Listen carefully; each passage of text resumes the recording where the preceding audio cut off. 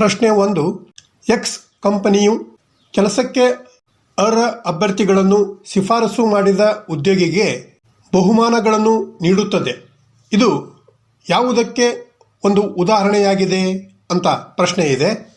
ಆಯ್ಕೆಯಲ್ಲಿ A networking, B ಉಲ್ಲೇಖಿತ ಕಾರ್ಯಕ್ರಮಗಳು, ಸಿ ವೃತ್ತಿ ವೆಬ್ಸೈಟ್ಗಳು ಮತ್ತು ಡಿ ಸುದ್ದಿ ಪತ್ರಿಕೆ ಅಂತ ಇದ್ದು ಇಲ್ಲಿ ಸರಿಯಾದ ಉತ್ತರ ಬಿ ಉಲ್ಲೇಖಿತ ಕಾರ್ಯಕ್ರಮಗಳು. ಅಂದರೆ ಈ ಒಂದು ಉಲ್ಲೇಖಿತ ಕಾರ್ಯಕ್ರಮವು ಆಂತರಿಕ ಮಾನವ ಸಂಪನ್ಮೂಲ ಕಾರ್ಯತಂತ್ರವಾಗಿದ್ದು ಇದರಲ್ಲಿ ಕಂಪನಿಯು ಸಂಸ್ಥೆಯೊಳಗಿನ ಉದ್ಯೋಗಾವಕಾಶಗಳಿಗೆ ಅರ್ಹ ಅಭ್ಯರ್ಥಿಗಳನ್ನು ಶಿಫಾರಸು ಮಾಡುವ ಅಸ್ತಿತ್ವದಲ್ಲಿರುವ ಉದ್ಯೋಗಿಗಳಿಗೆ ಪ್ರೋತ್ಸಾಹಧನ ಅಂದರೆ ಬಹುಮಾನಗಳನ್ನು ನೀಡುತ್ತದೆ. ಪ್ರಶ್ನೆ 2.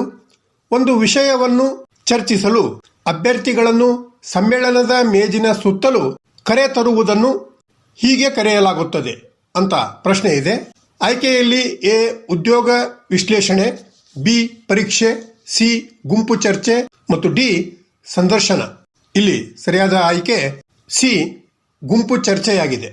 ಅಂದರೆ ಈ ಒಂದು ಗುಂಪು ಚರ್ಚೆ ಎನ್ನುವುದು ಒಂದು ಆಯ್ಕೆಯ ತಂತ್ರವಾಗಿದ್ದು ಇದರಲ್ಲಿ ಅರ್ಜಿದಾರರ ಗುಂಪನ್ನು ಸಮ್ಮೇಳನದ ಮೇಜಿನ ಸುತ್ತಲೂ ಒಟ್ಟುಗೂಡಿಸಿ ವಿಷಯ ಅಥವಾ ಪ್ರಕರಣದ ಅಧ್ಯಯನವನ್ನು ಚರ್ಚಿಸಲು ಕೇಳಲಾಗುತ್ತದೆ.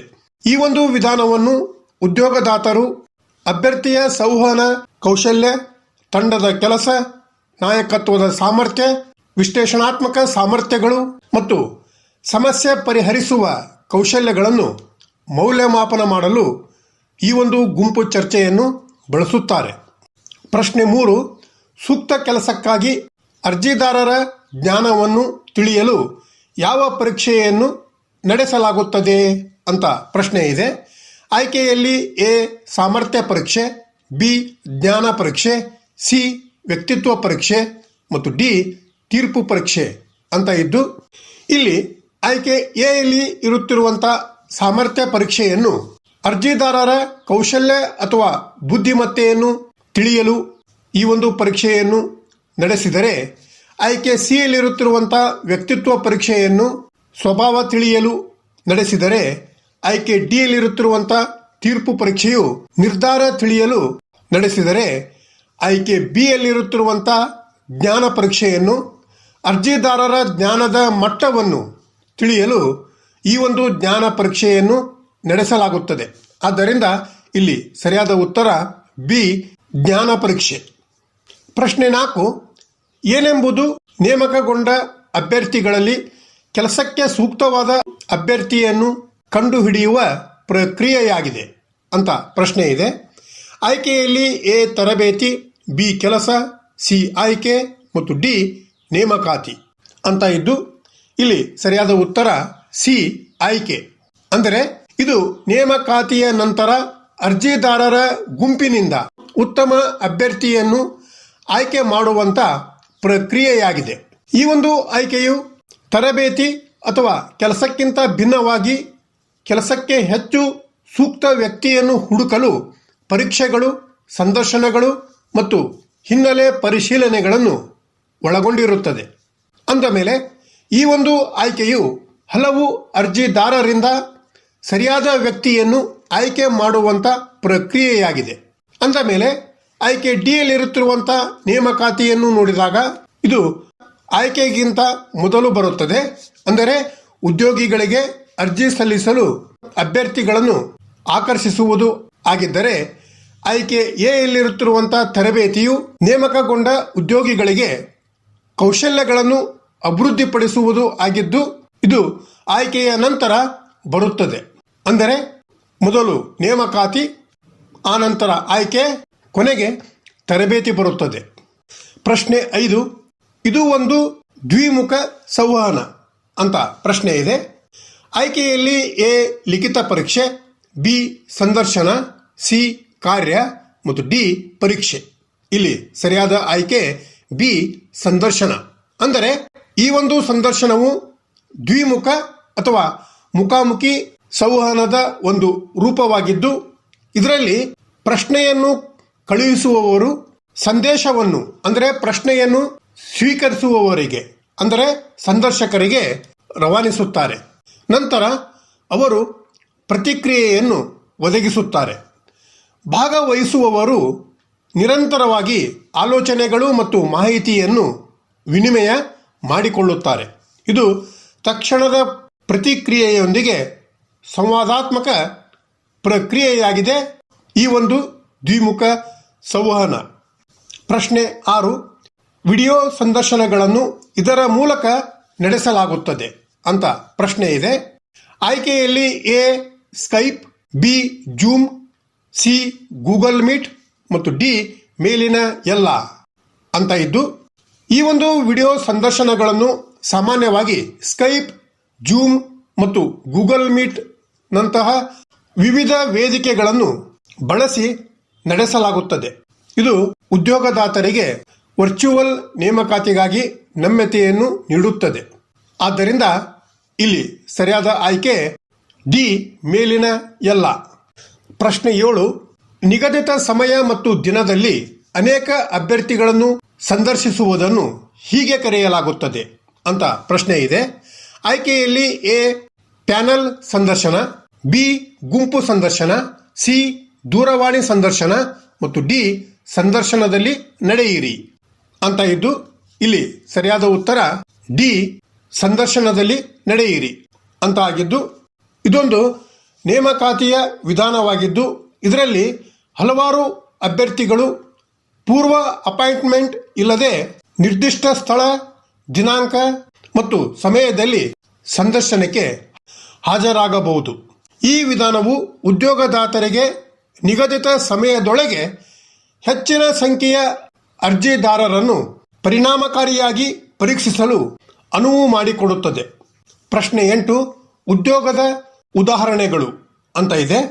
ಆಯ್ಕೆಯಲ್ಲಿ ಎ ಲೆಕ್ಕ ಪರಿಶೋಧಕ, ಬಿ ವ್ಯವಸ್ಥಾಪಕ, ಸಿ ಜವಾನ ಮತ್ತು ಡಿ ಮೇಲಿನ ಎಲ್ಲ. ಇಲ್ಲಿ ಉದ್ಯೋಗದ ಉದಾಹರಣೆಗಳು ಆಯ್ಕೆ ಎ ಬಿ ಸಿಯಲ್ಲಿರುತ್ತಿರುವಂಥ ಈ ಎಲ್ಲವೂ ಉದ್ಯೋಗದ ಉದಾಹರಣೆಗಳು ಆಗಿರುವುದರಿಂದ ಇಲ್ಲಿ ಸರಿಯಾದ ಆಯ್ಕೆ ಡಿ ಮೇಲಿನ ಎಲ್ಲ ಎಂಬುದು ಆಗಿದೆ. ಪ್ರಶ್ನೆ 9. ಜನರು ಇತರಿಗಾಗಿ ಕೆಲಸ ಮಾಡುವ ಮತ್ತು ಪ್ರತಿಯಾಗಿ ಸಂಭಾವನೆ ಪಡೆಯುವ ಉದ್ಯೋಗ ಇದು ಅಂತ ಪ್ರಶ್ನೆ ಇದೆ. ಆಯ್ಕೆಯಲ್ಲಿ ಎ ವ್ಯಾಪಾರ, ಬಿ ವೃತ್ತಿ, ಸಿ ಉದ್ಯೋಗ ಮತ್ತು ಡಿ ಮೇಲಿನ ಯಾವುದೂ ಅಲ್ಲ ಅಂತ ಇದೆ. ಆಯ್ಕೆ ಎ ವ್ಯಾಪಾರವನ್ನು ನೋಡಿದಾಗ ವ್ಯಾಪಾರ ಅಥವಾ ವ್ಯವಹಾರ ಇದು ಲಾಭಕ್ಕಾಗಿ ಸರಕು ಅಥವಾ ಸೇವೆಗಳನ್ನು ಉತ್ಪಾದಿಸಲು ಅಥವಾ ಮಾರಾಟ ಮಾಡಲು ಒಂದು ಉದ್ಯಮವನ್ನು ಹೊಂದಿರುವುದು. ಉದಾಹರಣೆಗೆ ಅಂಗಡಿ ಮಾಲೀಕರು. ವ್ಯವಹಾರ ಸ್ವಯಂ ಸ್ವಾಮ್ಯದ ಲಾಭ ಚಾಲಿತವಾಗಿದೆ. ಇನ್ನು ಆಯ್ಕೆ ಬಿ ಯಲ್ಲಿರುತ್ತಿರುವಂಥ ವೃತ್ತಿಯನ್ನು ನೋಡಿದಾಗ ಇದು ಅರ್ಹತೆಗಳ ಅಗತ್ಯವಿರುವಂಥ ವಿಶೇಷ ಕೌಶಲ್ಯಗಳನ್ನು ನೀಡುವುದು. ಉದಾಹರಣೆಗೆ ವೈದ್ಯರು, ವಕೀಲರು ಮುಂತಾದವರು. ಈ ಒಂದು ವೃತ್ತಿ ವಿಶೇಷ ಕೌಶಲ್ಯ ಅಥವಾ ನೀತಿಯನ್ನು ಹೊಂದಿರುತ್ತದೆ. ಇನ್ನು ಆಯ್ಕೆ ಸಿ ಉದ್ಯೋಗವನ್ನು ನೋಡಿದಾಗ ಉದ್ಯೋಗವು ನಿರ್ದಿಷ್ಟವಾಗಿ ವ್ಯಕ್ತಿಗಳು ಉದ್ಯೋಗದಾತರಿಗೆ ಕೆಲಸ ಮಾಡುವ ಮತ್ತು ಪ್ರತಿಯಾಗಿ ನಿಯಮಿತ ಪಾವತಿಯನ್ನು ಅಂದರೆ ಸಂಭಾವನೆ, ಸಂಬಳ ಅಥವಾ ವೇತನವನ್ನು ಪಡೆಯುವ ಉದ್ಯೋಗವನ್ನು ವಿವರಿಸುತ್ತದೆ. ಇದು ವ್ಯವಹಾರ ಮತ್ತು ವೃತ್ತಿಗಿಂತ ಭಿನ್ನವಾಗಿರುತ್ತದೆ. ಈ ಒಂದು ಉದ್ಯೋಗ ಸಂಬಳ ಅಥವಾ ಕೂಲಿಗಾಗಿ ಇತರರಿಗಾಗಿ ಕೆಲಸ ಮಾಡುವುದು ಆಗಿದ್ದು, ಉದಾಹರಣೆಗೆ ಲೆಕ್ಕಪತ್ರಗಾರ, ಮಾರಾಟ ವ್ಯವಸ್ಥಾಪಕ ಮುಂತಾದವುಗಳು ಆಗಿವೆ. ಆದ್ದರಿಂದ ಇಲ್ಲಿ ಸರಿಯಾದ ಉತ್ತರ ಸಿ ಉದ್ಯೋಗವಾಗಿದೆ. ಪ್ರಶ್ನೆ 10. ಒಬ್ಬ ವ್ಯಕ್ತಿಯು ಉದ್ಯೋಗದಲ್ಲಿರುವಾಗ ಅವನ ಜೀವನ ಮಟ್ಟಕ್ಕೆ ಅನುಗುಣವಾಗಿ ಹಣ ದೊರೆಯುತ್ತದೆ ಏಕೆಂದರೆ ಅಂತ ಪ್ರಶ್ನೆ ಇದೆ. ಆಯ್ಕೆಯಲ್ಲಿ ಎ ಇಳಿಕೆ, ಬಿ ಮೊದಲಿನಂತೆಯೇ, ಸಿ ಹೆಚ್ಚಳ ಮತ್ತು ಡಿ ಮೇಲಿನ ಯಾವುದೂ ಅಲ್ಲ ಅಂತ ಇದೆ. ಒಬ್ಬ ವ್ಯಕ್ತಿ ಉದ್ಯೋಗದಲ್ಲಿರುವಾಗ ಅನುಭವ, ಪ್ರೋತ್ಸಾಹಧನ, ಪದೋನ್ನತಿ ಇತ್ಯಾದಿಗಳಿಂದ ಅವನ ಆದಾಯ ಹೆಚ್ಚಾಗುತ್ತದೆ. ಆದಾಯ ಹೆಚ್ಚಾದಂತೆ ಅವನ ಜೀವನ ಮಟ್ಟವೂ ಸಹ ಸುಧಾರಿಸುತ್ತದೆ. ಆದ್ದರಿಂದ ಇಲ್ಲಿ ಸರಿಯಾದ ಉತ್ತರ ಸಿ ಹೆಚ್ಚಳವಾಗಿದೆ. ಪ್ರಶ್ನೆ 11. ಉದ್ಯೋಗದ ಮೂಲಕ ನಿಯಮಿತ ಆದಾಯವು ಯೋಜಿಸಲು ಅನುವು ಮಾಡಿಕೊಡುತ್ತದೆ ಅಂತ ಪ್ರಶ್ನೆ ಇದೆ. ಆಯ್ಕೆಯಲ್ಲಿ ಎ ಭವಿಷ್ಯದ ಯೋಜನೆ, ಬಿ ಉಳಿತಾಯ ಮತ್ತು ಹೂಡಿಕೆ, ಸಿ ಆರೋಗ್ಯ ರಕ್ಷಣೆ ಮತ್ತು ಡಿ ಮೇಲಿನ ಎಲ್ಲ ಅಂತ ಇದ್ದು, ಉದ್ಯೋಗದ ಮೂಲಕ ನಿಯಮಿತ ಆದಾಯವು ಜೀವನದ ವಿವಿಧ ಅಗತ್ಯ ಅಂಶಗಳನ್ನು ಯೋಜಿಸಲು ಅಗತ್ಯವಾದ ಆರ್ಥಿಕ ಸ್ಥಿರತೆಯನ್ನು ಒದಗಿಸುತ್ತದೆ. ಅಂದರೆ ನಿಯಮಿತ ಅಥವಾ ಸ್ಥಿರ ಆದಾಯದಿಂದ ಆಯ್ಕೆ ಎ ಯಲ್ಲಿರುತ್ತಿರುವಂಥ ಭವಿಷ್ಯದ ಯೋಜನೆ, ಆಯ್ಕೆ ಬಿ ಯಲ್ಲಿ ಇರುತ್ತಿರುವಂಥ ಉಳಿತಾಯ ಮತ್ತು ಹೂಡಿಕೆ ಹಾಗೂ ಆಯ್ಕೆ ಸಿ ಯಲ್ಲಿರುತ್ತಿರುವಂಥ ಆರೋಗ್ಯ ರಕ್ಷಣೆ, ಈ ಎಲ್ಲ ಅಂಶಗಳಿಗೆ ಯೋಜನೆ ರೂಪಿಸಲು ಅನುವು ಮಾಡಿಕೊಡುವುದರಿಂದ ಇಲ್ಲಿ ಸರಿಯಾದ ಉತ್ತರ ಡಿ ಮೇಲಿನ ಎಲ್ಲ ಎಂಬುದು ಆಗಿದೆ. ಪ್ರಶ್ನೆ 12, ಕಡಿಮೆ ವೇತನಕ್ಕೆ ಕೆಲಸ ಮಾಡುವುದು ಒಂದು ರೂಪ ಅಂತ ಪ್ರಶ್ನೆ ಇದೆ. ಆಯ್ಕೆಯಲ್ಲಿ ಎ ಉದ್ಯೋಗ, ಬಿ ಪೂರ್ಣ ಸಮಯದ ಉದ್ಯೋಗ, ಸಿ ಅಲ್ಪ ಉದ್ಯೋಗ ಮತ್ತು ಡಿ ಮೇಲಿನ ಯಾವುದೂ ಅಲ್ಲ ಅಂತ ಇದ್ದು, ಇಲ್ಲಿ ಸರಿಯಾದ ಆಯ್ಕೆ ಸಿ ಅಲ್ಪ ಉದ್ಯೋಗ. ಅಲ್ಪ ಉದ್ಯೋಗ ಎಂದರೆ ಕಾರ್ಮಿಕರು ತಮ್ಮ ಕೌಶಲ್ಯ, ಶಿಕ್ಷಣ ಅಥವಾ ಅನುಭವವನ್ನು ಸಂಪೂರ್ಣವಾಗಿ ಬಳಸಿಕೊಳ್ಳದೆ ಅಥವಾ ಅವರು ಬಯಸುವುದಕ್ಕಿಂತ ಕಡಿಮೆ ಗಂಟೆಗಳ ಕಾಲ ಕೆಲಸ ಮಾಡುವ ಕೆಲಸಗಳಲ್ಲಿ ಕೆಲಸ ಮಾಡುವಂಥ ಸ್ಥಿತಿಯಾಗಿದೆ.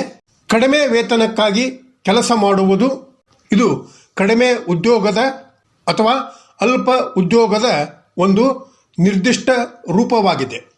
ಪ್ರಶ್ನೆ 13, ಅಲ್ಪ ಅಂದರೆ ಕಡಿಮೆ ಉದ್ಯೋಗದ ಪರಿಣಾಮಗಳು ಅಂತ ಇದ್ದು, ಆಯ್ಕೆಯಲ್ಲಿ ಎ ಚೌಕಾಸಿ ಮಾಡುವ ಶಕ್ತಿಯನ್ನು ಕಡಿಮೆ ಮಾಡುತ್ತದೆ, ಬಿ ನಿರುದ್ಯೋಗವನ್ನು ಹೆಚ್ಚಿಸುವುದು, ಸಿ ಆರ್ಥಿಕ ನಷ್ಟವನ್ನು ಹೆಚ್ಚಿಸುವುದು ಮತ್ತು ಡಿ ಮೇಲಿನ ಎಲ್ಲ ಅಂತ ಇದ್ದು, ಅಲ್ಪ ಉದ್ಯೋಗ ಅಥವಾ ಕಡಿಮೆ ಉದ್ಯೋಗ ಎಂದರೆ ಕಾರ್ಮಿಕರು ತಮ್ಮ ಕೌಶಲ್ಯ ಮಟ್ಟಕ್ಕಿಂತ ಕಡಿಮೆ ವೇತನ ನೀಡುವ ಮತ್ತು ಬಯಸಿದಕ್ಕಿಂತ ಕಡಿಮೆ ಗಂಟೆಗಳ ಕೆಲಸವನ್ನು ನೀಡುವಂಥ ಉದ್ಯೋಗವಾಗಿದೆ.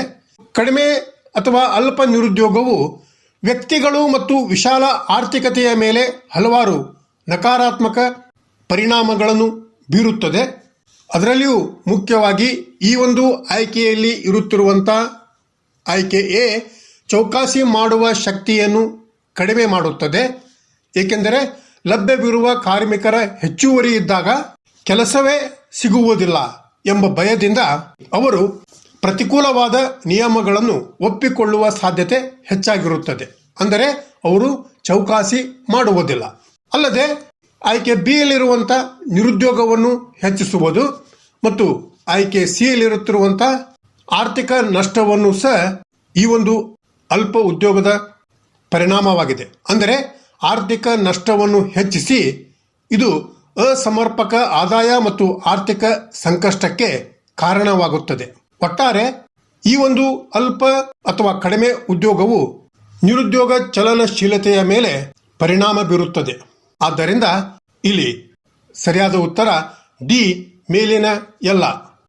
ಪ್ರಶ್ನೆ 14, ಉದ್ಯೋಗದ ಉದ್ದೇಶ ಅಥವಾ ಇವೆ ಅಂತ ಇದ್ದು, ಆಯ್ಕೆಯಲ್ಲಿ ಎ ಆರ್ಥಿಕ ಅಭಿವೃದ್ಧಿಗೆ ಉದ್ಯೋಗವು ನಿರ್ಣಾಯಕವಾಗಿದೆ, ಬಿ ಸಾಮಾಜಿಕ ಅಭಿವೃದ್ಧಿಯು ಉದ್ಯೋಗದ ಫಲಿತಾಂಶವಾಗಿದೆ, ಸಿ ದೇಶದ ಮಾನವ ಶಕ್ತಿಯ ಬಳಕೆ ಮತ್ತು ಡಿ ಮೇಲಿನ ಎಲ್ಲವೂ ಅಂತ ಇದ್ದು, ಇಲ್ಲಿ ಉದ್ಯೋಗದ ಉದ್ದೇಶವು ಈ ಒಂದು ಆಯ್ಕೆಯಲ್ಲಿ ಇರುತ್ತಿರುವಂಥ ಎ ಬಿ ಮತ್ತು ಸಿ ಆಗಿರುವುದರಿಂದ ಇಲ್ಲಿ ಸರಿಯಾದ ಉತ್ತರ ಡಿ ಮೇಲಿನ ಎಲ್ಲವೂ ಆಗಿದೆ. ಪ್ರಶ್ನೆ 15, ನಾಗರಿಕ ಸೇವೆಗಳ ಪರೀಕ್ಷೆಗೆ ಹಾಜರಾಗಲು ಕನಿಷ್ಠ ಶೈಕ್ಷಣಿಕ ಅರ್ಹತೆ ಅಂತ ಪ್ರಶ್ನೆ ಇದೆ. ಆಯ್ಕೆಯಲ್ಲಿ ಎ PUC, ಬಿ ಯಾವುದೇ ಪದವಿ, ಸಿ ಸ್ನಾತಕೋತ್ತರ ಪದವಿ ಮತ್ತು ಡಿ ಮೇಲಿನ ಯಾವುದೂ ಅಲ್ಲ ಅಂತ ಇದೆ. ಈ ಒಂದು ನಾಗರಿಕ ಸೇವೆಗಳ ಪರೀಕ್ಷೆಗೆ ಹಾಜರಾಗಲು ಅಭ್ಯರ್ಥಿಯು ಸರ್ಕಾರದಿಂದ ಮಾನ್ಯತೆ ಪಡೆದಂಥ ವಿಶ್ವವಿದ್ಯಾಲಯದಿಂದ ಯಾವುದೇ ಪದವಿಯನ್ನು ಪಡೆದಿರಬೇಕು ಅಥವಾ ಸಮಾನ ಅರ್ಹತೆಯನ್ನು ಹೊಂದಿರಬೇಕು. ಆದ್ದರಿಂದ ಇಲ್ಲಿ ಸರಿಯಾದ ಉತ್ತರ ಬಿ ಯಾವುದೇ ಪದವಿ ಆಗಿದೆ. ಪ್ರಶ್ನೆ 16, ಕಾಲೇಜುಗಳಲ್ಲಿನ ಪ್ಲೇಸ್ಮೆಂಟ್ ಸೆಲ್ಲುಗಳು ಯಾರಿಗೆ ಉದ್ಯೋಗ ಪಡೆಯಲು ಸಹಾಯ ಮಾಡುತ್ತವೆ ಅಂತ ಪ್ರಶ್ನೆ ಇದೆ. ಆಯ್ಕೆಯಲ್ಲಿ ಎ ಪ್ರಸ್ತುತ ವಿದ್ಯಾರ್ಥಿಗಳು, ಬಿ ಹಳೆಯ ವಿದ್ಯಾರ್ಥಿಗಳು, ಸಿ ಎ ಮತ್ತು ಬಿ ಎರಡು ಮತ್ತು ಡಿ ಮೇಲಿನ ಯಾವುದೂ ಅಲ್ಲ ಅಂತ ಇದ್ದು ಇಲ್ಲಿ ಸರಿಯಾದ ಉತ್ತರ ಸಿ ಎ ಮತ್ತು ಬಿ ಎರಡು. ಅಂದರೆ ಆಯ್ಕೆ ಎಲ್ಲಿರುತ್ತಿರುವಂಥ ಪ್ರಸ್ತುತ ವಿದ್ಯಾರ್ಥಿಗಳ ಬಗ್ಗೆ ನೋಡಿದಾಗ ಈ ಒಂದು ಉದ್ಯೋಗ ಕೋಶಗಳು ಪ್ರಾಥಮಿಕವಾಗಿ ಪ್ರಸ್ತುತ ವಿದ್ಯಾರ್ಥಿಗಳನ್ನು ಉದ್ಯೋಗಗಳಿಗೆ ನೇಮಕ ಮಾಡಿಕೊಳ್ಳಲು ಕ್ಯಾಂಪಸ್ ಸಂದರ್ಶನಗಳು, ಕಾರ್ಯಾಗಾರಗಳು ಮತ್ತು ಕೌಶಲ್ಯ ನಿರ್ಮಾಣ ಅವಧಿಗಳನ್ನು ಆಯೋಜಿಸಲು ಮತ್ತು ಪದವಿ ಪಡೆಯುವ ಮೊದಲು ಅಥವಾ ಪದವಿ ಹಂತದಲ್ಲಿ ಅವರನ್ನು ಕಾರ್ಯಪಡೆಗೆ ಸಿದ್ಧಪಡಿಸಲು ಈ ಒಂದು ಪ್ಲೇಸ್ಮೆಂಟ್ ಸೆಲ್ಲುಗಳು ಸಹಾಯ ಮಾಡುತ್ತವೆ. ಇನ್ನು ಆಯ್ಕೆ ಬಿ ಯಲ್ಲಿರುತ್ತಿರುವಂತಹ ಹಳೆಯ ವಿದ್ಯಾರ್ಥಿಗಳ ಬಗ್ಗೆ ನೋಡಿದಾಗ ಈ ಒಂದು ಉದ್ಯೋಗ ನಿಯೋಜನೆ ಕೋಶವು ಸಾಮಾನ್ಯವಾಗಿ ಹಳೆಯ ವಿದ್ಯಾರ್ಥಿಗಳ ಡೇಟಾಬೇಸನ್ನು ನಿರ್ವಹಿಸುತ್ತದೆ ಮತ್ತು ಅವರ ಪ್ರಗತಿ ಮತ್ತು ಉದ್ಯೋಗದ ಸ್ಥಿತಿಯನ್ನು ಪತ್ತೆ ಹಚ್ಚುವ ಮೂಲಕ ಮತ್ತು ಉದ್ಯೋಗ ಉಲ್ಲೇಖಗಳು ಮತ್ತು ಕ್ಯಾಂಪಸ್ನ ಹೊರಗೆ ಅವಕಾಶಗಳಿಗಾಗಿ ಹಳೆಯ ವಿದ್ಯಾರ್ಥಿಗಳ ಜಾಲವನ್ನು ಬಳಸಿಕೊಳ್ಳುವ ಮೂಲಕ ಅವರಿಗೆ ಈ ಒಂದು ಪ್ಲೇಸ್ಮೆಂಟ್ ಸೆಲ್ಲುಗಳು ಸಹಾಯ ಮಾಡುತ್ತವೆ. ಪ್ರಶ್ನೆ 17, ಗುಂಪಿಗೆ ಸೇರದ ಅಧಿಕಾರವನ್ನು ಆರಿಸಿ ಅಂತ ಪ್ರಶ್ನೆ ಇದೆ. ಆಯ್ಕೆಯಲ್ಲಿ ಎ ಕೆಪಿಎಸ್ಸಿ ಕರ್ನಾಟಕ ಸಾರ್ವಜನಿಕ ಸೇವಾ ಆಯೋಗ, ಬಿ ಕೆಎಸ್ಪಿ ಕರ್ನಾಟಕ ರಾಜ್ಯ ಪೊಲೀಸ್, ಸಿ ಕೆಇಎ ಕರ್ನಾಟಕ ಪರೀಕ್ಷಾ ಪ್ರಾಧಿಕಾರ ಮತ್ತು ಡಿ ಎಸ್ಎಸ್ಸಿ ಸಿಬ್ಬಂದಿ ಆಯ್ಕೆ ಆಯೋಗ ಅಂತ ಇದ್ದು ಸರಿಯಾದ ಉತ್ತರ ಬಿ ಕೆಎಸ್ಪಿ ಕರ್ನಾಟಕ ರಾಜ್ಯ ಪೊಲೀಸ್. ಅಂದರೆ ಆಯ್ಕೆ ಎ, ಸಿ ಮತ್ತು ಡಿ ಯಲ್ಲಿರುವ ಕೆಪಿಎಸ್ಸಿ, ಕೆಇಎ ಮತ್ತು ಎಸ್ಎಸ್ಸಿ ಇವು ನೇಮಕಾತಿ ಅಥವಾ ಪರೀಕ್ಷಾ ಪ್ರಾಧಿಕಾರಗಳು ಅಥವಾ ಆಯೋಗಗಳು ಆಗಿದ್ದು ಇವು ಪರೀಕ್ಷೆಗಳನ್ನು ನಡೆಸಿ ಅಭ್ಯರ್ಥಿಗಳನ್ನು ಆಯ್ಕೆ ಮಾಡುತ್ತವೆ. ಆದರೆ ಆಯ್ಕೆ ಬಿ ಯಲ್ಲಿರುತ್ತಿರುವಂಥ ಕೆಎಸ್ಪಿ ಅಂದರೆ ಕರ್ನಾಟಕ ರಾಜ್ಯ ಪೊಲೀಸ್ ಇದು ಕಾನೂನು ಜಾರಿ ಇಲಾಖೆಯಾಗಿದ್ದು ಇದು ನೇಮಕಾತಿ ಅಥವಾ ಪರೀಕ್ಷಾ ಪ್ರಾಧಿಕಾರ ಅಲ್ಲ. ಆದ್ದರಿಂದ ಇದು ಗುಂಪಿಗೆ ಸೇರದ ಅಥವಾ ವಿಭಿನ್ನವಾದ ಅಧಿಕಾರವನ್ನು ಹೊಂದಿದೆ. ಪ್ರಶ್ನೆ 18, ಕ್ಯಾಂಪಸ್ ಆಯ್ಕೆಯು ನೇಮಕಾತಿಯ ಮೂಲವಾಗಿದೆ ಅಂತ ಪ್ರಶ್ನೆ ಇದೆ. ಆಯ್ಕೆಯಲ್ಲಿ ಎ ಬಾಹ್ಯ, ಬಿ ಆಂತರಿಕ, ಸಿ ಮ್ಯಾಕ್ರೋ ಮತ್ತು ಡಿ ಮೇಲಿನ ಯಾವುದೂ ಅಲ್ಲ ಅಂತ ಇದೆ. ಇಲ್ಲಿ ಸರಿಯಾದ ಉತ್ತರ ಎ ಬಾಹ್ಯ. ಅಂದರೆ ಈ ಒಂದು ಕ್ಯಾಂಪಸ್ ಆಯ್ಕೆಯು ನೇಮಕಾತಿಯ ಬಾಹ್ಯ ಮೂಲವಾಗಿದೆ. ಏಕೆಂದರೆ ಅದು ಅಸ್ತಿತ್ವದಲ್ಲಿರುವ ಉದ್ಯೋಗಿಗಳನ್ನು ಉತ್ತೇಜಿಸುವ ಬದಲು ಸಂಸ್ಥೆಯ ಹೊರಗಿನಿಂದ ಅಂದರೆ ವಿಶ್ವವಿದ್ಯಾಲಯಗಳು ಮತ್ತು ಕಾಲೇಜುಗಳಿಂದ ಹೊಸ ಪ್ರತಿಭೆಗಳನ್ನು ತರುತ್ತದೆ. ಹೊಸ ಕೌಶಲ್ಯ ಮತ್ತು ದೃಷ್ಟಿಕೋನಗಳನ್ನು ಈ ಒಂದು ಕ್ಯಾಂಪಸ್ ಆಯ್ಕೆಯು ಒದಗಿಸುತ್ತದೆ. ಪ್ರಶ್ನೆ 19, ಸಂದರ್ಶನಗಳು ಎಂದರೆ ಅಂತ ಪ್ರಶ್ನೆ ಇದೆ. ಆಯ್ಕೆಯಲ್ಲಿ ಎ ವಿನೋದ, ಬಿ ಉದ್ದೇಶ, ಸಿ ಸ್ನೇಹಪರತೆ ಮತ್ತು ಡಿ ಅನೌಪಚಾರಿಕತೆ ಅಂತ ಇದ್ದು ಸರಿಯಾದ ಉತ್ತರ ಬಿ ಉದ್ದೇಶ. ಅಂದರೆ ಈ ಒಂದು ಸಂದರ್ಶನಗಳು ಸ್ಪಷ್ಟ ಮತ್ತು ಉದ್ದೇಶಪೂರ್ವಕ ಉದ್ದೇಶದಿಂದ ನಿರ್ದಿಷ್ಟವಾಗಿ ನಡೆಸಲಾಗುವ ರಚನಾತ್ಮಕ ಸಂಭಾಷಣೆಯ ಒಂದು ರೂಪವಾಗಿದೆ. ಉದಾಹರಣೆಗೆ ಉದ್ಯೋಗ ಸಂದರ್ಶನದಲ್ಲಿ ಉದ್ಯೋಗದಾತರು ಅಭ್ಯರ್ಥಿಯು ಒಂದು ಪಾತ್ರಕ್ಕೆ ಸೂಕ್ತವೇ ಎಂಬುದನ್ನು ಮೌಲ್ಯಮಾಪನ ಮಾಡುವುದು ಮತ್ತು ಅಭ್ಯರ್ಥಿಯು ಉದ್ಯೋಗ ಮತ್ತು ಕಂಪನಿ ಸಂಸ್ಕೃತಿ ಅವರಿಗೆ ಸೂಕ್ತವಾಗಿದೆಯೇ ಎಂದು ನಿರ್ಣಯಿಸುವುದು ಈ ಒಂದು ಸಂದರ್ಶನಗಳ ಮುಖ್ಯ ಉದ್ದೇಶವಾಗಿದೆ. ಪ್ರಶ್ನೆ 20, ದೂರದ ಅಭ್ಯರ್ಥಿಗೆ ಈ ಯಾವ ಸಂದರ್ಶನಗಳನ್ನು ತೆಗೆದುಕೊಳ್ಳಲಾಗುತ್ತದೆ ಅಂತ ಪ್ರಶ್ನೆ ಇದೆ. ಆಯ್ಕೆಯಲ್ಲಿ ಎ ಊಟದ ಸಂದರ್ಶನ, ಬಿ ದೂರವಾಣಿ ಸಂದರ್ಶನ, ಸಿ ಒತ್ತಡ ಸಂದರ್ಶನ ಮತ್ತು ಡಿ ಗುಂಪು ಸಂದರ್ಶನ ಅಂತ ಇದ್ದು ಇಲ್ಲಿ ಸರಿಯಾದ ಉತ್ತರ ಬಿ ದೂರವಾಣಿ ಸಂದರ್ಶನ. ಅಂದರೆ ಭೌಗೋಳಿಕವಾಗಿ ಹತ್ತಿರದಲ್ಲಿ ಇಲ್ಲದ ಅಥವಾ ನೇರ ಸಭೆ ಇನ್ನೂ ಪ್ರಾಯೋಗಿಕವಾಗಿಲ್ಲದ ಅಭ್ಯರ್ಥಿಗಳಿಗೆ ಆರಂಭಿಕ ಸ್ಕ್ರೀನಿಂಗ್ ವಿಧಾನವಾಗಿ ಈ ಒಂದು ದೂರವಾಣಿ ಸಂದರ್ಶನವನ್ನು ನಿರ್ದಿಷ್ಟವಾಗಿ ಬಳಸಿಕೊಳ್ಳಲಾಗುತ್ತದೆ. ಇದು ಪ್ರಯಾಣದ ಸಮಯ ಮತ್ತು ವೆಚ್ಚ ಅಥವಾ ಔಪಚಾರಿಕ ಮುಖಾಮುಖಿ ಸಭೆಯನ್ನು ಭರಿಸುವ ಮೊದಲು ಮೂಲಭೂತ ಅರ್ಹತೆಗಳು ಮತ್ತು ಆಸಕ್ತಿಯನ್ನು ಅಳೆಯಲು ಇದೊಂದು ಪರಿಣಾಮಕಾರಿ ಮಾರ್ಗವಾಗಿ ಈ ಒಂದು ದೂರವಾಣಿ ಸಂದರ್ಶನವು ಕಾರ್ಯನಿರ್ವಹಿಸುತ್ತದೆ. ಪ್ರಶ್ನೆ 21. ಈ ಕೆಳಗಿನವುಗಳಲ್ಲಿ ಯಾವುದು ಉದ್ಯೋಗ ಸುದ್ದಿಗಳ ಮೇಲೆ ಕೇಂದ್ರೀಕರಿಸುವ ವಿಶೇಷ ಸುದ್ದಿ ಪತ್ರಿಕೆಯಾಗಿದೆ ಅಂತ ಪ್ರಶ್ನೆ ಇದೆ. ಆಯ್ಕೆಯಲ್ಲಿ A Deccan Herald, B Business Line, C Times of India ಮತ್ತು ಡಿ ಉದ್ಯೋಗ ಸುದ್ದಿ ಅಂತ ಇದ್ದು, ವಿಶೇಷ ಸುದ್ದಿ ಪತ್ರಿಕೆ ಈ ಒಂದು ಉದ್ಯೋಗ ಸುದ್ದಿಯಾಗಿರುವುದರಿಂದ ಇಲ್ಲಿ ಸರಿಯಾದ ಉತ್ತರ ಡಿ ಉದ್ಯೋಗ ಸುದ್ದಿಯಾಗಿದೆ.